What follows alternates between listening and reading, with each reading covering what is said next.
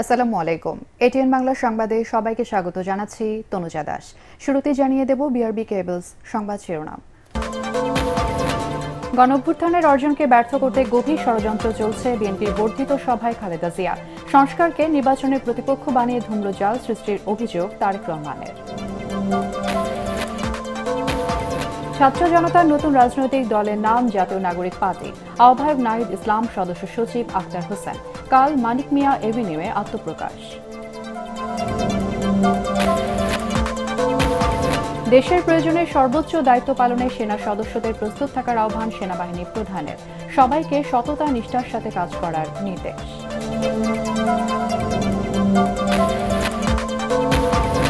জুলাই আন্দোলনে আহতদের 3টি ক্যাটাগরিতে সহায়তা করা হবে জানালেন প্রেস সচিব শফিকুল আলম। মার্চ থেকেই দেয়া হবে এককালীন বরাদ্দ এবং মাসিক ভাতা।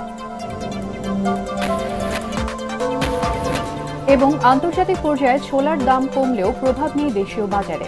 বছরের ব্যবধানে কেজিতে বেড়েছে 20 টাকা। সিন্ডিকেট সক্রিয় বলছে ব্যবসায়ীরা। শুনছিলেন বিআরবি কেবলস সংবাদ শিরোনাম। এবারে বিস্তারিত। ন্যূনতম সংস্কার শেষে দ্রুত জাতীয় নির্বাচন দিতে অন্তর্বর্তী সরকারের প্রতি আহ্বান জানিয়েছেন বিএনপি চেয়ারপারসন বেগম খালেদা জিয়া। সকালে দলের বর্ধিত সভায় লন্ডন থেকে ভার্চুয়ালি দেয়া বক্তব্যে তিনি বলেন, গণঅভ্যুত্থানের অর্জন ব্যর্থ করে দিতে পতিত স্বৈরাচার দেশের বিরুদ্ধে নানা চক্রান্ত করছে। ষড়যন্ত্র মোকাবেলায় সবাইকে ইস্পাত কঠিন ঐক্যবদ্ধ থাকার আহ্বান জানিয়েছেন সাবেক এই প্রধানমন্ত্রী। প্রতিহিংসা, প্রতিশোধ নয়, পারস্পরিক শ্রদ্ধাবোধ, ভালোবাসা দিয়ে দেশকে গড়ে তুলতে সবার প্রতি আহ্বান জানান বেগম খালেদা জিয়া। আরও জানাচ্ছেন মইনুল আহসান। প্রধান অতিথি হিসেবে বক্তব্য রাখবেন দলের প্রাণ ভোমরা বেগম খালেদা জিয়া। এমন ঘোষণায় মুহূর্তেই উচ্ছ্বাস ছড়িয়ে পড়ে বিএনপির বর্ধিত সভায়। পূর্ব ঘোষণা না থাকায় লন্ডন থেকে বেগম খালেদা জিয়ার যুক্ত হওয়া ছিল তৃণমূল নেতাকর্মীদের জন্য বড় চমক। বিসমিল্লাহির রহমানির রহিম। প্রিয় সহকর্মীবৃন্দ, লন্ডনে চিকিৎসাধীন বেগম জিয়া লিখিত বক্তব্যের শুরুতেই জুলাই গণঅভ্যুত্থানে শহীদ ও আহতদের স্মরণ করেন। সেই সাথে বিগত 15 বছর শেখ হাসিনা বিরোধী আন্দোলন সংগ্রামে নানা ত্যাগ স্বীকার করা দলের নেতাকর্মীদের প্রতি জানান কৃতজ্ঞতা। আমি চিকিৎসার কারণে যুক্তরাজ্যে অবস্থান করলেও আমি সব সময় আপনাদের পাশেই আছি।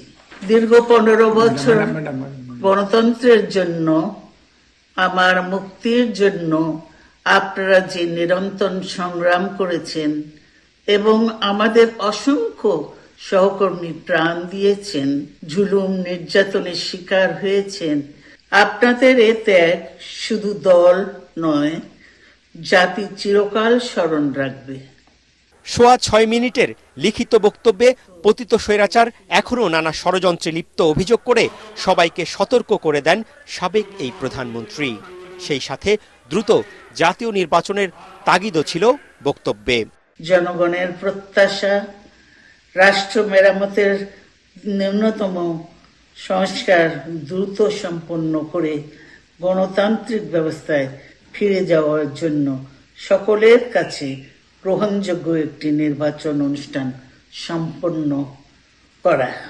এখনো ফ্যাসিস্টদের দোসররা এবং বাংলাদেশের শত্রুরা গণ অভ্যুত্থানের মাধ্যমে প্রাপ্ত অর্জনকে নস্যাৎ করার জন্য গভীর চক্রান্তে লিপ্ত রয়েছে। ইস্পাত কঠিন ঐক্যের মাধ্যমে জনগণকে সঙ্গে নিয়ে এবং চক্রান্তকে ব্যর্থ করে দিতে হবে। দেশ ক্রান্তিকাল পার করছে মন্তব্য করে প্রতিহিংসা নয়, ভালোবাসা, ব্যক্তি বা দলীয় স্বার্থ নয়, ঐক্যবদ্ধ হয়ে দেশকে নতুন করে গড়ে তুলতে আবারও আহ্বান জানান জাতীয় ঐক্যের প্রতীক হয়ে ওঠা এই নেত্রী।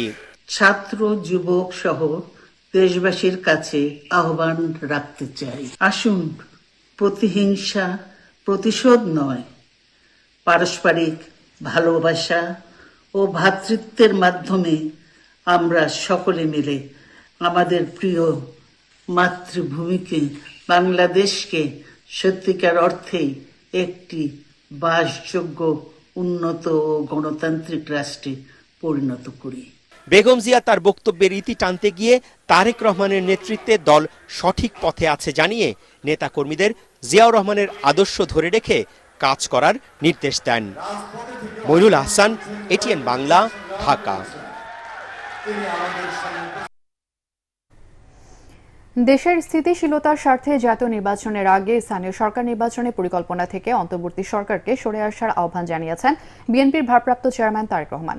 দীর্ঘদিন পর দলের বর্ধিত সভায় সভাপতির বক্তব্যে তিনি বলেন, নতুন রাজনৈতিক দলকে স্বাগত জানাবে বিএনপি, তবে ভোটের মাধ্যমে তাদের গ্রহণ বা বর্জনের রায় দেবে জনগণ।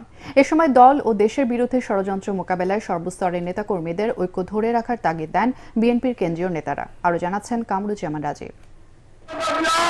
দীর্ঘ 7 বছর পর বাংলাদেশ জাতীয়তাবাদী দল বিএনপির বর্ধিত সভা। তৃণমূলের নেতাকর্মীদের পদচারণায় মুখর হয়ে ওঠে সভাস্থল জাতীয় সংসদ ভবনের এলডি হল প্রাঙ্গণ। শোক প্রস্তাবের মধ্যে দিয়ে শুরু হয় সভা। এরপর স্বাগত বক্তব্য রাখেন বিএনপি মহাসচিব মির্জা ফখরুল ইসলাম আলমগীর। তিনি বলেন, গণ অভ্যুত্থানের পর জনগণের ভোটাধিকার ও গণতন্ত্র প্রতিষ্ঠার সুযোগ এসেছে, তা ব্যর্থ হতে দেওয়া যাবে না। নির্বাচন ও গণতন্ত্রকে বাধাগ্রস্ত করার ষড়যন্ত্রের বিরুদ্ধে ধৈর্য ধরে নেতাকর্মীদের এগিয়ে যাওয়ার আহ্বান জানান ফখরুল। শেখ হাসিনাকে তাড়িয়েছে। আমরা এখন অপেক্ষা করছি আমাদের জনগণের যে আশা আকাঙ্ক্ষা, আমাদের দলের প্রতিষ্ঠাতা শহীদ জামানের যে স্বপ্ন, একটি আধুনিক সমৃদ্ধ বাংলাদেশ রূপান্তরিত করবার। লন্ডন থেকে ভার্চুয়ালি যুক্ত হয়ে সভাপতির বক্তব্য রাখেন বিএনপির ভারপ্রাপ্ত চেয়ারম্যান তারেক রহমান। তিনি অভিযোগ করেন, জাতীয় ঐক্য ও নির্বাচনকে বাধাগ্রস্ত করার অপচেষ্টা চলছে। যারা তাবেদার রাষ্ট্র তৈরি করতে চেয়েছিল, তাদের ষড়যন্ত্র থেমে নেই। সংস্কারকে নির্বাচনের প্রতিপক্ষ বানিয়ে ধূম্রজাল তৈরি করা হচ্ছে। সংস্কার কিংবা স্থানীয় নির্বাচন, এসব ইস্যু নিয়ে জনগণের সামনে এক ধরনের ধূম্রজাল সৃষ্টি করা হচ্ছে। রাষ্ট্র এবং রাজনীতিতে সংস্কার একটি ধারাবাহিক প্রক্রিয়া। বিএনপির কাছে সংস্কারের ধারণা নতুন কিছু নয়। সরকারে কিংবা বিরোধী দলে বিএনপি যখন যে অবস্থানেই দায়িত্ব পালন করেছে, জনগণের আকাঙ্ক্ষাকে ধারণ করে সময়ের পরিপ্রেক্ষিতে সব সময় রাষ্ট্র, সরকার ও রাজনীতিতে প্রয়োজনীয় সংস্কার করেছে বিএনপি এবং করার চেষ্টা অব্যাহত রেখেছে। তারেক রহমান বলেন, নির্বাচন নিয়ে কোনো উপদেষ্টার বিভ্রান্তমূলক বক্তব্য হতাশা তৈরি করছে। সরকার যেখানে দ্রব্যমূল্য, আইন শৃঙ্খলা পরিস্থিতি নিয়ন্ত্রণ করতে পারছে না, সেখানে জাতীয় নির্বাচনের আগে স্থানীয় নির্বাচনের কথা বলে দেশকে অনিশ্চয়তার দিকে ঠেলে দেওয়া হচ্ছে। সরকার যেখানে বাজার পরিস্থিতি কিংবা আইন শৃঙ্খলা পরিস্থিতি নিয়ন্ত্রণে কাঙ্ক্ষিত সাফল্য অর্জন করতে পারছে না, সেখানে জাতীয় নির্বাচনের আগে স্থানীয় নির্বাচন অনুষ্ঠানের নামে কেন দেশের পরিস্থিতি আরো ঘোলাটে করতে চাইছে, এটি জনগণের কাছে বোধগম্য নয়। গণতন্ত্রকে আমি জনগণ মনে করেন, স্থানীয় নির্বাচন অনুষ্ঠিত হলে সেটি হবে সারা দেশে পলাতক স্বৈরাচারের দোসরদের পুনর্বাসনের একটি প্রক্রিয়া। জনগণের সমর্থন পেলে বিএনপি জবাবদিহিমূলক সরকার প্রতিষ্ঠা করতে বাধ্য থাকবে। শৃঙ্খলা বজায় রেখে নেতাকর্মীদের নির্বাচনের প্রস্তুতি নেওয়ার আহ্বান জানান বিএনপির ভারপ্রাপ্ত চেয়ারম্যান। বর্ধিত সভায় দেশের স্থিতিশীলতার স্বার্থে স্থানীয় সরকার নির্বাচনের ভাবনা থেকে সরে আসতে অন্তর্বর্তী সরকারের প্রতি আহ্বান জানিয়েছেন তারেক রহমান। নেতাকর্মীদের উদ্দেশ্যে তিনি বলেন, বিএনপির ভাবমূর্তি নষ্ট হয় এমন কোনো কাজকে বিন্দুমাত্র প্রশ্রয় দেবে না বিএনপি। কামরুজ্জামান রাজীব, এটিএন বাংলা, জাতীয় সংসদ ভবন, ঢাকা।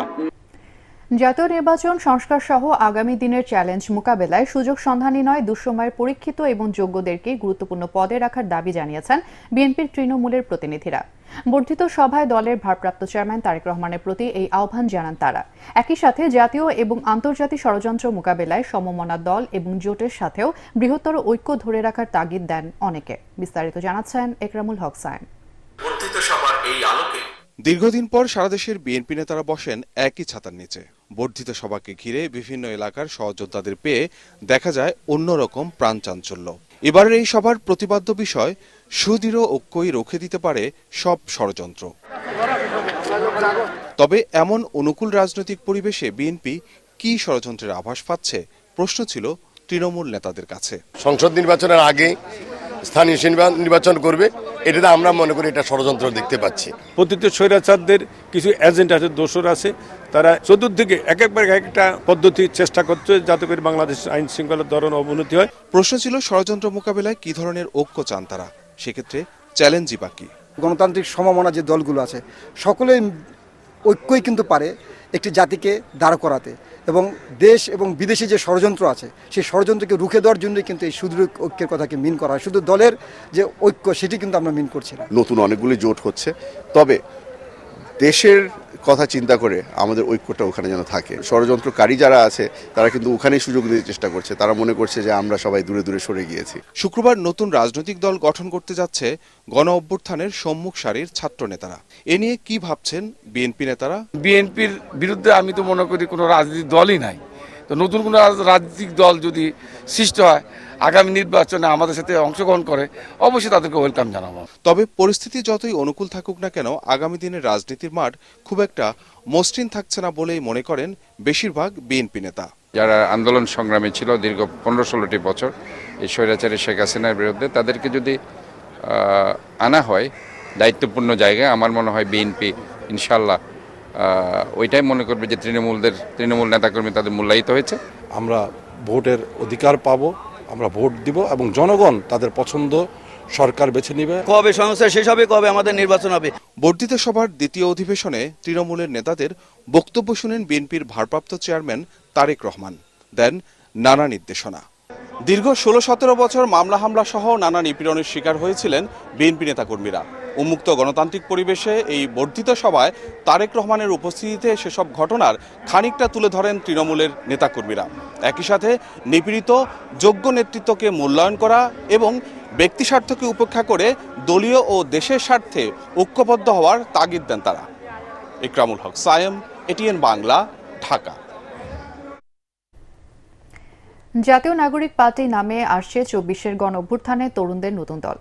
দলের আহ্বায়ক হচ্ছেন নাহিদ ইসলাম, সদস্য সচিব আক্তার হোসেন ছাড়াও মুখ্য সংগঠক সার্জিস আলম এবং হাসনাত আব্দুল্লাহ। আগামীকাল রাজধানীর মানিক মিয়া এভিনিউয়ে আত্মপ্রকাশ অনুষ্ঠানের প্রস্তুতি চলছে জোরে সোরে। শুরু হয়েছে মূল মঞ্চ তৈরির কাজ। এতে সারা দেশ থেকে জাতীয় নাগরিক কমিটি এবং বৈষম্য বিরোধী ছাত্র আন্দোলনের প্রায় 4 লাখ কর্মী সমর্থকদের অংশ নেওয়ার কথা রয়েছে। এই অনুষ্ঠানে আমন্ত্রণ জানানো হয়েছে ফ্যাসিবাদ বিরোধী আন্দোলনে যুক্ত থাকা বিএনপি, জামাত সহ সব রাজনৈতিক দলকে। রিপোর্ট করছেন আদ্দিন সজীব।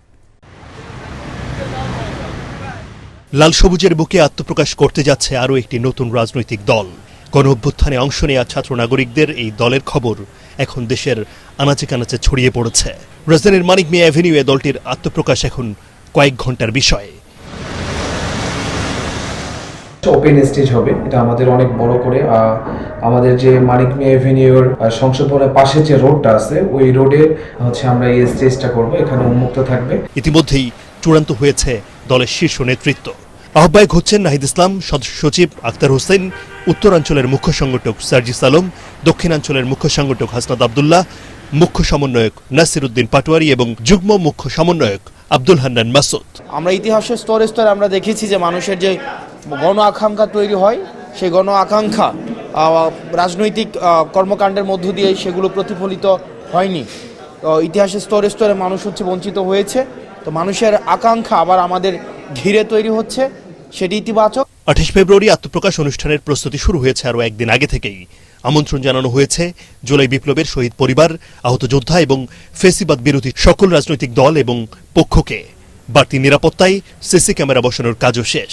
যেই জায়গায় আমরা বাংলাদেশকে দেখতে চাই সেই জায়গায় দেখার সবচেয়ে অন্যতম একটি প্রধান শর্ত হচ্ছে রাজনৈতিক দলগুলোর মধ্যে একটা মিউচুয়াল রেসপেক্ট থাকতে হবে। আমরা বিশ্বাস করি আগামীকাল সকলেই আসবে এবং আগামীতেও যদি নতুন কোনো রাজনৈতিক দল বাংলাদেশে আজকে থেকে 2, 4, 5, 10 বছর পর আমরা দেখি, আমরা সবাই ঐক্যবদ্ধভাবে তাদেরকেও এই যে পজিটিভ যে সাপোর্ট সেটি আমরা আমাদের জায়গা থেকে করব। জাতীয় নাগরিক পার্টির মুখ্য সংগঠক সার্জিস আলম এবং হাসনাত আব্দুল্লাহ বলেন, ঢাকা ও আশপাশের এলাকা থেকে আত্মপ্রকাশ অনুষ্ঠানে যোগ দিতে যাচ্ছেন অন্তত 2 লাখ কর্মী সমর্থক। সারা দেশ থেকে আসছেন আরও অন্তত 2 লাখ, সব মিলিয়ে 4 লাখেরও বেশি মানুষের উপস্থিতি আশা করছেন তারা।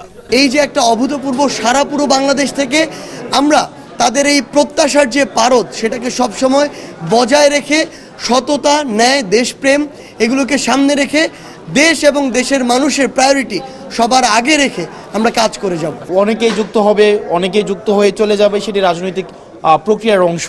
তো এই বিষয়গুলো আমরা চেষ্টা করছি যে এই বিষয়গুলোকে কিভাবে অন্তর্ভুক্তিমূলক করা যায়। ইলেকটোরাল প্রসেস আপনি যেটি বলছেন, যেটি প্রত্যেকটি রাজনৈতিক দলের চূড়ান্ত লক্ষ্য থাকে, সেটির দিকে অবশ্যই আমরা যাচ্ছি। জন আকাঙ্ক্ষা বাস্তবায়নে তরুণদের এই নতুন দল ভিন্ন কি পরিকল্পনা নিয়ে নতুন ধারার রাজনীতির সূচনা করতে যাচ্ছে, সেদিকেই তাকিয়ে দেশের কোটি মানুষ।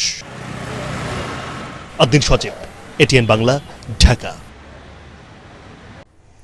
জুলাই আন্দোলনে আহতদের শারীরিক ক্ষতি বিবেচনায় 3টি ক্যাটাগরিতে সহায়তা করা হবে। যারা অন্যের সহায়তা ছাড়া চলতে পারেন না তারা ক্যাটাগরি এ, যাদের অবস্থা অপেক্ষাকৃত কম গুরুতর আহতদের ক্যাটাগরি বি, এবং চিকিৎসার পর যারা সুস্থ হয়েছেন তাদের সি ক্যাটাগরির আওতাভুক্ত করা হয়েছে বলে জানিয়েছেন প্রধান উপদেষ্টার প্রেস সচিব শফিকুল আলম। ফরেন সার্ভিস একাডেমিতে অনুষ্ঠিত সংবাদ সম্মেলনে প্রেস সচিব জানান, মার্চ মাস থেকেই তাদের জন্য বরাদ্দ এককালীন এবং মাসিক ভাতা দেওয়া শুরু হবে। এছাড়া 834 জন শহীদ পরিবারের সদস্যরা চলতি এবং আগামী অর্থ বছরে পাবেন 30 লক্ষ টাকার সঞ্চয়পত্র এবং 20,000 টাকা মাসিক ভাতা। কোনো কোটার সিস্টেমে আমরা যাচ্ছি না, এটা কোটার বিষয় না। আর এটা এমন যে জেনারেশন আফটার জেনারেশন সেটাও না। এখনো অনেকে আছেন যারা সিএমএইচে যাদের চিকিৎসা হচ্ছে, যারা চক্ষু হাসপাতালে চিকিৎসা নিয়েছেন। আমাদের কথা হচ্ছে যে গভর্নমেন্ট যারা শহীদ হয়েছেন, যারা আহত হয়েছেন, তাদের পাশে গভর্নমেন্ট ইন্টারিম গভর্নমেন্ট দাঁড়িয়েছে। দেশের প্রয়োজনে সেনাবাহিনী সদস্যদের সর্বোচ্চ দায়িত্ব পালনে প্রস্তুত থাকার আহ্বান জানিয়েছেন সেনা প্রধান জেনারেল ওয়াকারুজ্জামান। সকালে রাজশাহী সেনানিবাসের বাংলাদেশ ইনফ্যান্ট্রি রেজিমেন্টাল সেন্টারে 7ম কর্নেল অব দি রেজিমেন্টের অভিষেক অনুষ্ঠানে তিনি এই আহ্বান জানান।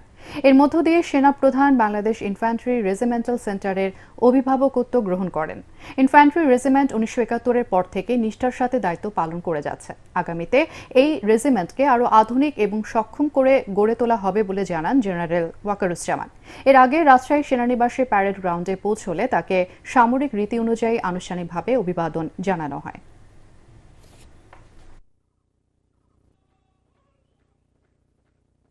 আমি আশা করব বাংলাদেশ ইনফ্যান্ট্রি রেজিমেন্টের প্রতিটি সদস্য তাদের উপর অর্পিত দায়িত্ব সর্বোচ্চ শৃঙ্খলা এবং পেশাদারিত্বের সাথে পালন করবে।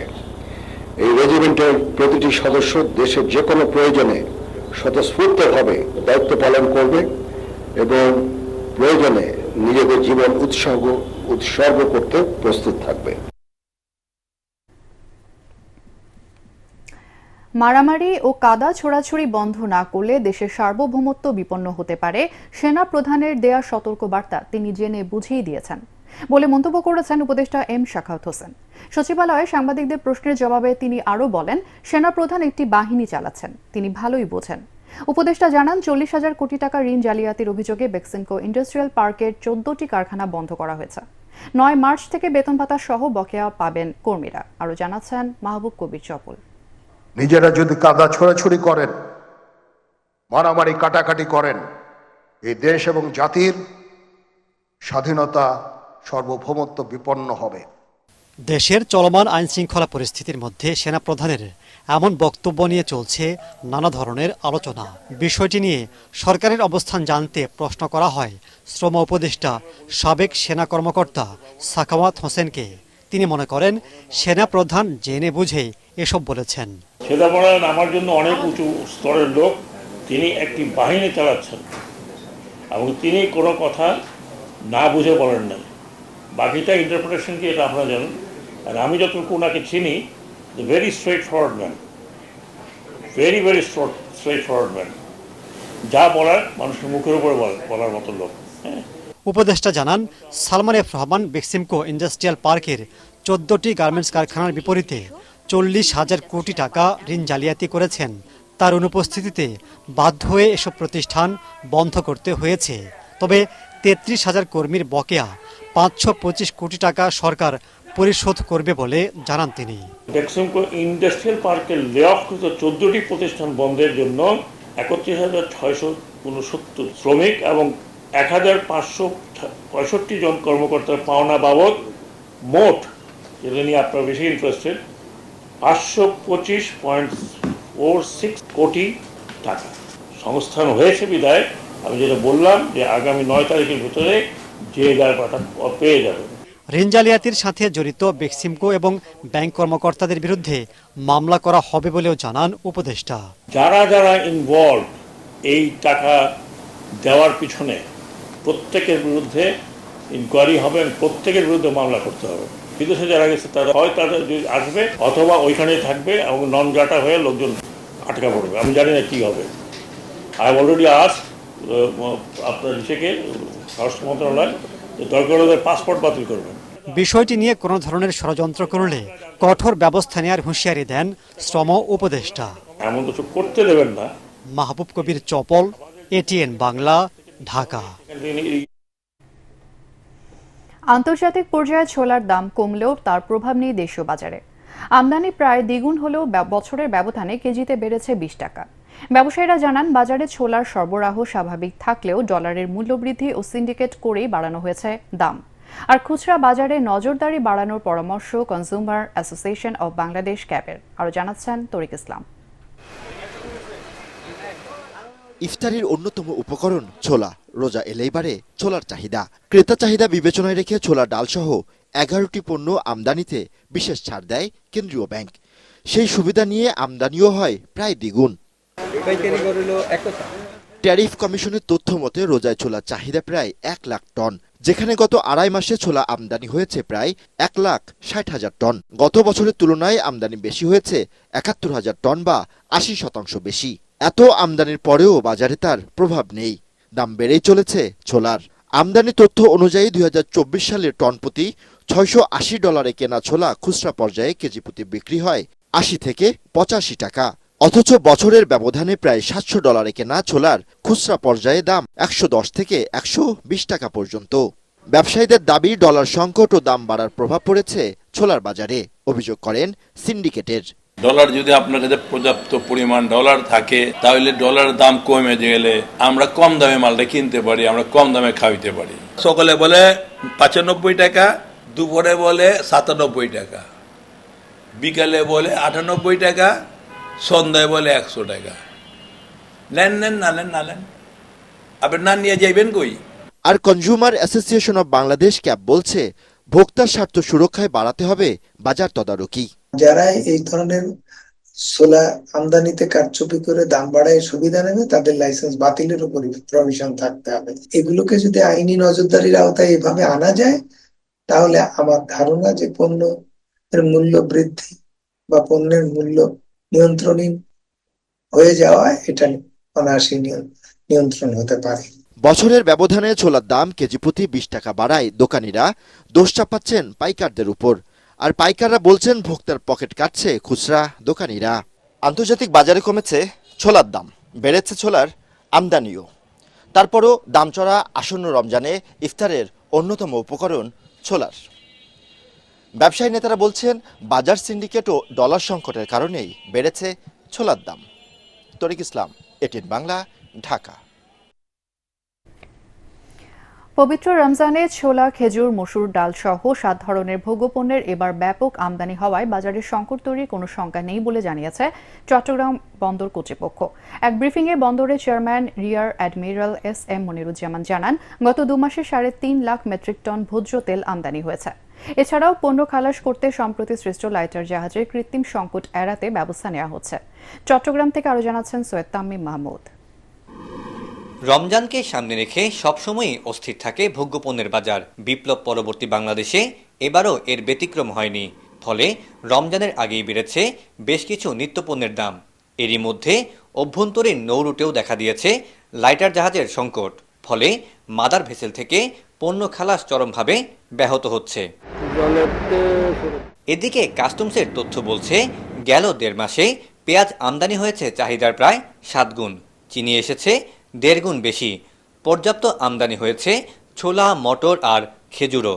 তবে সবচেয়ে অস্বস্তি তৈরি হয়েছে ভোজ্য তেল নিয়ে। যদিও কর্তৃপক্ষ বলছে এবার তেল আমদানিও হয়েছে চাহিদার তুলনায় বেশি।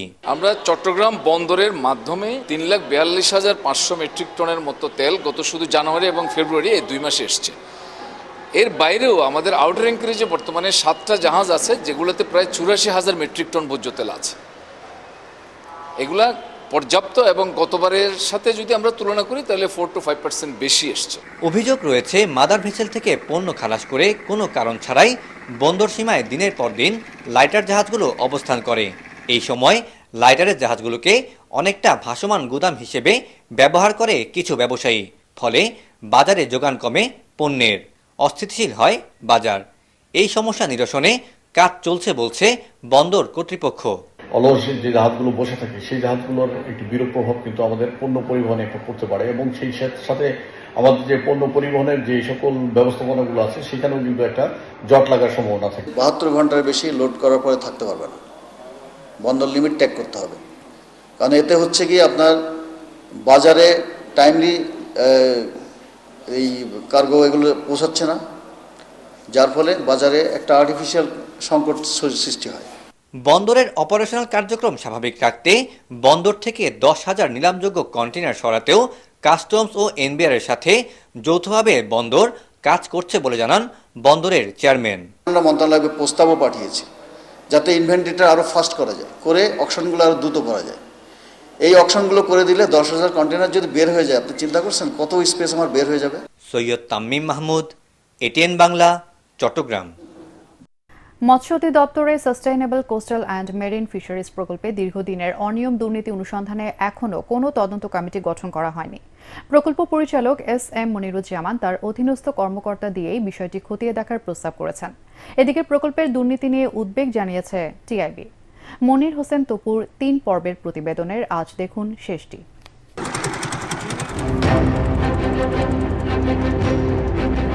6 বছর পার হলেও sustainable coastal and marine fisheries প্রকল্পের গুরুত্বপূর্ণ বিভিন্ন অংশের কাজ এখনও শুরুই হয়নি। তড়িঘড়ি করে ফিরিয়ে দেওয়া হয়েছে বিশ্ব ব্যাংকের সহায়তার অর্থ। প্রকল্পের মেয়াদ শেষ হওয়ার আগে কেন ফিরিয়ে দেওয়া হলো অর্থ? প্রকল্পটা প্রমাণ প্রক্রিয়া থেকে বাস্তবায়ন পরিকল্পনা সব জায়গায় কিন্তু ত্রুটি ছিল এবং সেটা খুবই স্বাভাবিক। তো আবার অডিটেও কোনো বিষয়গুলো চিহ্নিত হয়েছে ইতিমধ্যে। তার উপর ভিত্তি করে অবশ্যই ওভারসাইট বোর্ড হিসেবে মন্ত্রণালয় এবং তাদের পক্ষে বিভাগীয় পদক্ষেপ গ্রহণ করা, এবং এখানে যেহেতু একটা বড় অঙ্কের প্রকল্প জড়িত, সেখানে আমি মনে করি যে দুর্নীতি দমন কমিশনের একটা গুরুত্বপূর্ণ ভূমিকা থাকা উচিত। নিম্নমানের হাই স্পিড বোট ও জিএসএম ডিভাইস কেনা এবং চকরিয়ায় বেড়িবাঁধ ও ভবন নির্মাণে অনিয়মের বিষয় খতিয়ে দেখতে এখনো কোনো তদন্ত কমিটি গঠন করেনি মৎস্য অধিদপ্তর। এই ডিপার্টমেন্টে একজন প্রজেক্ট দেখে, ডিডি আছে, ডেপুটি ডাইরেক্টর প্রকল্প বাস্তবায়ন ডিডি, ওনাকে সভাপতি করে করছি। উনি আমাকে কি রিপোর্টটা দেয়। এখন আপনি যদি ঘরের মধ্যে ঘরের ব্যক্তি দিয়ে যদি তদন্ত করেন, সেক্ষেত্রে কি আপনি কি ভালো ফলাফল পাবেন? আমি আপনাকে বুঝাইতে পারতেছি না। তদন্ত করছি সৎ মানুষের জন্য, সৎ মানুষ। হ্যাঁ, আমি ব্যাটসম্যান। মৎস্যজীবীদের জীবনমান উন্নয়নে বরাদ্দকৃত 432 কোটি টাকার পর্যাপ্ত নথিও নেই অধিদপ্তরে। 6 বছর ধরে কি করছে আপনি? ভাই, ওই প্রশ্নের উত্তর তো আমি দিতে পারবো না, আমি একদম গভর্নমেন্ট মানে কাজের শেষ নাই, চলে ভালি বাসি। প্রকল্পের প্রকৃত উদ্দেশ্য বাস্তবায়ন সহ অনিয়মকারীদের বিরুদ্ধে ব্যবস্থা নিবে সংশ্লিষ্ট কর্তৃপক্ষ, এমনটাই প্রত্যাশা টিআইবি। এটা জানবেন, কিন্তু আপনি ক্যামেরায় শুট করতে পারবেন।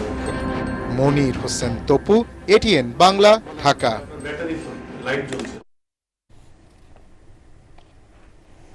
গভর্নমেন্ট সিস্টেমের পরিবর্তন ছাড়া কোনো সংস্কার কাজে আসবে না বলে মন্তব্য করেছেন দৈনিক আমার দেশ পত্রিকার সম্পাদক মাহমুদুর রহমান। তিনি বলেন, দেশের ভেতর ও বাইরের ঝুঁকি খতিয়ে দেখতে হবে। দাবি জানান ন্যাশনাল সিকিউরিটি কাউন্সিল গঠনের। বিকেলে রাজধানীর কারওয়ানবাজারে পত্রিকাটির কার্যালয়ে জাতীয় নিরাপত্তা নীতিমালার প্রণয়ন গোলটেবিল আলোচনা অনুষ্ঠানে এই দাবি জানান।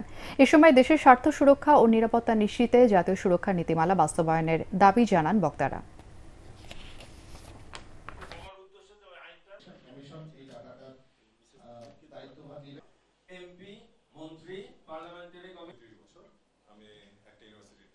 এই সিস্টেমের মধ্যে আপনি এই আইন করবেন যে 2বারের বেশি কেউ প্রধানমন্ত্রী থাকতে পারবে না, এটা অনেকটা সোনার পাথর বাটির মতো হয়ে যাবে। কাজে আমি ব্যক্তিগতভাবে মনে করি যে প্রথম রিফর্ম আমাদের গভর্নমেন্ট সিস্টেমে হতে হবে, এটা এক। সেকেন্ড যে পয়েন্টটাতে আমি আসতে চাচ্ছি সেটা হলো যে আমাদের ন্যাশনাল সিকিউরিটি ডক্ট্রিন করতে হলে প্রথমে একটা থ্রেট অ্যানালিসিস করতে হবে। জাতীয় মানবাধিকার কমিশনকে কার্যকর করতে সাবেক আমলা কিংবা শিক্ষাবিদ নয়, সাবেক কোনো বিচারপতিকে চেয়ারম্যান হিসেবে দায়িত্ব দেওয়ার পরামর্শ দিয়েছেন বিশ্লেষকরা। রাজধানীর বিচার প্রশিক্ষণ ইনস্টিটিউটে জাতীয় মানবাধিকার কমিশন প্রত্যাশা ও চ্যালেঞ্জ শীর্ষক সেমিনারে তারা বলেন, একজন বিচারপতিকে চেয়ারম্যান হিসেবে দায়িত্ব দেওয়া হলে ভুক্তভোগী আইনিভাবে সঠিক মানবাধিকার উপভোগ করতে পারেন। এ সময় ভারত ও নেপাল সহ বেশ কয়েকটি দেশের উদাহরণ তুলে নতুন করে মানবাধিকার গঠনের ক্ষেত্রে সরকারকে এই বিষয়ে পর্যালোচনা করার আহ্বান জানান বক্তারা।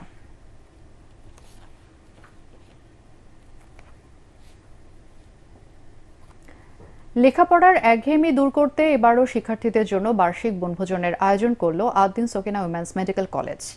এতে খুশি শিক্ষার্থীরা। এমন আয়োজনে শিক্ষার্থীদের মানসিক বিকাশ সহ শিক্ষক শিক্ষার্থীদের সম্পর্কের বন্ধন আরও দৃঢ় হবে বলে আশা কলেজ শিক্ষকদের।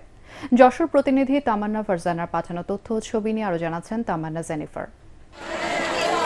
2012 সালে সদর উপজেলার পুলেরহাটে প্রতিষ্ঠিত হয় Ad-din Sakina women's medical college. প্রতিষ্ঠার পর থেকে পড়াশোনার পাশাপাশি শিক্ষার্থীদের মানসিক বিকাশে নানা কার্যক্রম পরিচালনা করে আসছে কলেজটি। এর মধ্যে আছে পিঠা উৎসব, সাংস্কৃতিক অনুষ্ঠান, খেলাধুলা, শিক্ষা সফর সহ নানা আয়োজন। তারই ধারাবাহিকতায় প্রতিষ্ঠানটি পালন করেছে বনভোজন। নড়াইলের একটি পার্কে অনুষ্ঠিত এই আনন্দ আয়োজনে মেতেছিল দেশি বিদেশি শিক্ষার্থীরা। সব ফ্রেন্ডদের সাথে, টিচারদের সাথে মানে সময় কাটানোর এটাই একমাত্র সুযোগ। আমরা সারা বছর অপেক্ষা করে থাকি এই দিনটার জন্য।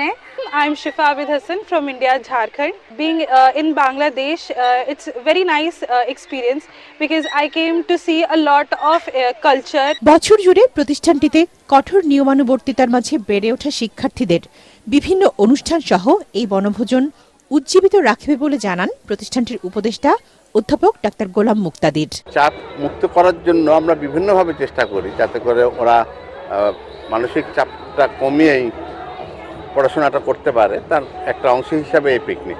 এই বনভোজন শিক্ষক ও শিক্ষার্থীদের মাঝে বন্ধন আরও দৃঢ় করবে বলে আশা প্রতিষ্ঠানটির মেডিসিন বিভাগের প্রধানের।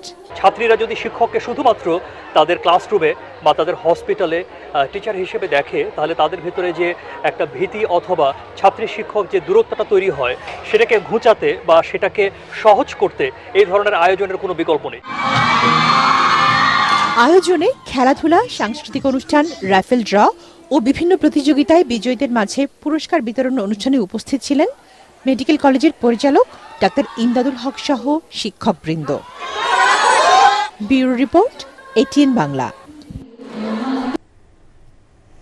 এবার আল আরাফা ইসলামী ব্যাংক অর্থ সংবাদ।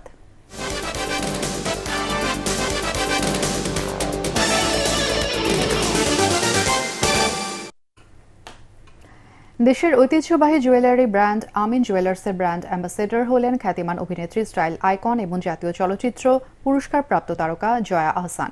এ উপলক্ষে বসুন্ধরা সিটি শপিং মলের লেভেল 7 ব্লক বিতে আমিন জুয়েলার্সের ফ্ল্যাগশিপ স্টোর পরিদর্শন করেন এই তারকা। এই বিশেষ আয়োজনে আমিন জুয়েলার্সের সঙ্গে নতুন পথ চলার অনুভূতি এবং ভবিষ্যৎ পরিকল্পনা নিয়ে কথা বলেন তিনি। এ সময় ব্র্যান্ডটির সৃজনশীল ডিজাইন, গুণগত মান এবং ঐতিহ্যের প্রতি তার আস্থার কথা তুলে ধরেন জয়া আহসান। অনুষ্ঠানে আমিন জুয়েলার্স লিমিটেডের senior consultant business development Mirza Saidul Islam Baig এবং বিজ্ঞাপন সহযোগী প্রতিষ্ঠান অ্যাডপেরিয়েন্স লিমিটেডের ম্যানেজিং ডিরেক্টর আশরাফুল আলম উপস্থিত ছিলেন। এছাড়া অনুষ্ঠানে উপস্থিত অতিথি, গ্রাহক ও গহনা প্রেমীদের জন্য এক্সক্লুসিভ কালেকশনের প্রদর্শনী ছিল। প্রায় 59 বছর ধরে দেশের জুয়েলারি ইন্ডাস্ট্রিতে সময়োপযোগী নকশা ও উৎকৃষ্ট মানের গহনার জন্য আস্থার প্রতীক হিসেবে সুপরিচিত আমিন জুয়েলার্স। এবার আন্তর্জাতিক সংবাদ।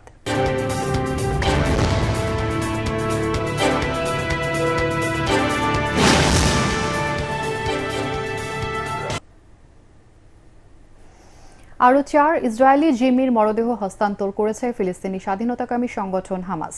600 ফিলিস্তিনি কারাবন্দীকে ইসরায়েল মুক্তি দেওয়ার কিছুক্ষণ পরেই এই 4 জিম্মির লাশ হস্তান্তর করা হয়। ইসরায়েলি প্রধানমন্ত্রী বেনিয়ামিন নেতানিয়াহুর কার্যালয় থেকে জানানো হয়, আনুষ্ঠানিকভাবে 4 জন জিম্মির লাশ শনাক্তকরণের প্রক্রিয়া শুরু হয়েছে। গত সপ্তাহে এদের মুক্তি দেওয়ার কথা ছিল। জিম্মিদের সঙ্গে অসৌজন্যমূলক আচরণের অভিযোগে ইসরায়েল তাদের মুক্তি স্থগিত করেছিল।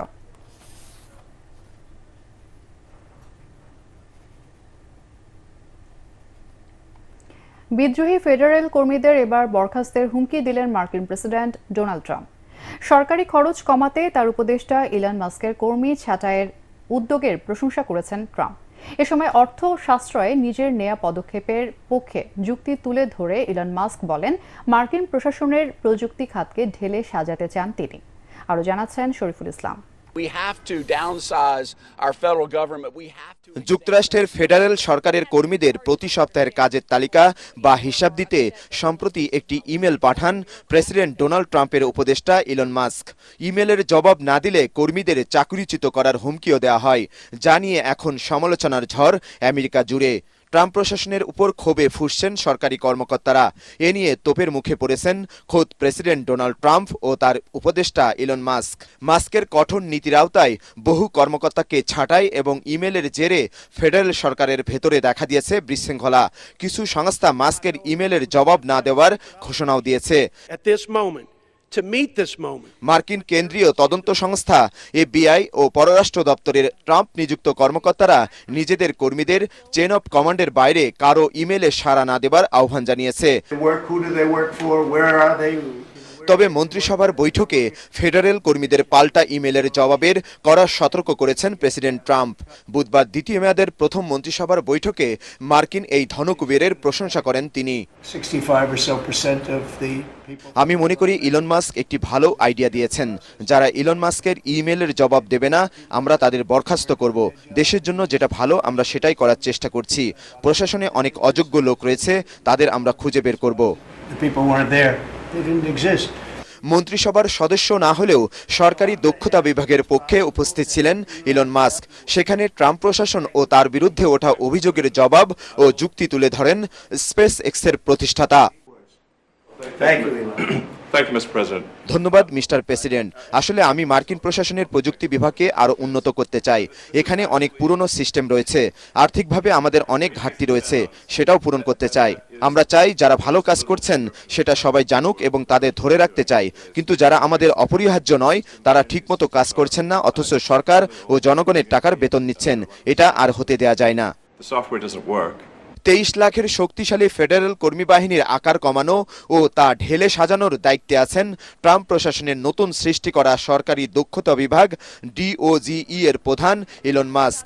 তার নীতির বিরুদ্ধে প্রতিবাদ জানিয়ে একযোগে পদত্যাগ করেছেন হোয়াইট হাউসের ডিজিটাল সার্ভিসের data scientist, product manager, IT প্রধান সহ 21 জন প্রযুক্তি বিশেষজ্ঞ। তবে ইলন মাস্কের পদক্ষেপকে স্বাগত জানিয়েছেন কিছু কর্মকর্তা। শরীফুল ইসলাম, ATN বাংলা। এবারে পাটেক্স খেলার খবর।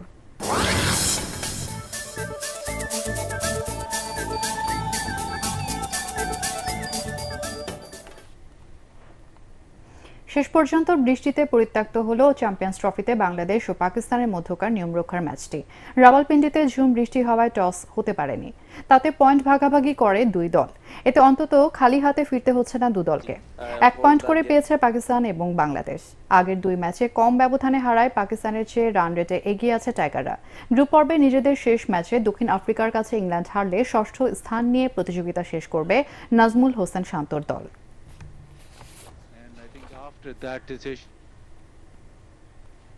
শেষ করার আগে BRB কেবলস সংবাদ শিরোনাম আরও একবার। গণঅভ্যুত্থানের অর্জনকে ব্যর্থ করতে গভীর ষড়যন্ত্র চলছে বিএনপির বর্ধিত সভায় খালেদা জিয়া। সংস্কারকে নির্বাচনের প্রতিপক্ষ বানিয়ে ধূম্রজাল সৃষ্টির অভিযোগ তারেক রহমানের। ছাত্র জনতার নতুন রাজনৈতিক দলের নাম জাতীয় নাগরিক পার্টি। আহ্বায়ক নাহিদ ইসলাম, সদস্য সচিব আক্তার হোসেন কাল মানিক মিয়া এভিনিউয়ে আত্মপ্রকাশ। দেশের প্রয়োজনে সর্বোচ্চ দায়িত্ব পালনে সেনা সদস্যদের প্রস্তুত থাকার আহ্বান সেনাবাহিনী প্রধানের। সবাইকে সততা ও নিষ্ঠার সাথে কাজ করার নির্দেশ। জুলাই আন্দোলনে আহতদের 3টি ক্যাটাগরিতে সহায়তা করা হবে জানালেন প্রেস সচিব শফিকুল আলম। মার্চ থেকেই দেয়া হবে এককালীন বরাদ্দ ও মাসিক ভাতা। এবং আন্তর্জাতিক পর্যায়ে ছোলার দাম কমলেও প্রভাব নেই দেশীয় বাজারে। বছরের ব্যবধানে কেজিতে বেড়েছে 20 টাকা। সিন্ডিকেট সক্রিয় বলছে ব্যবসায়ীরা।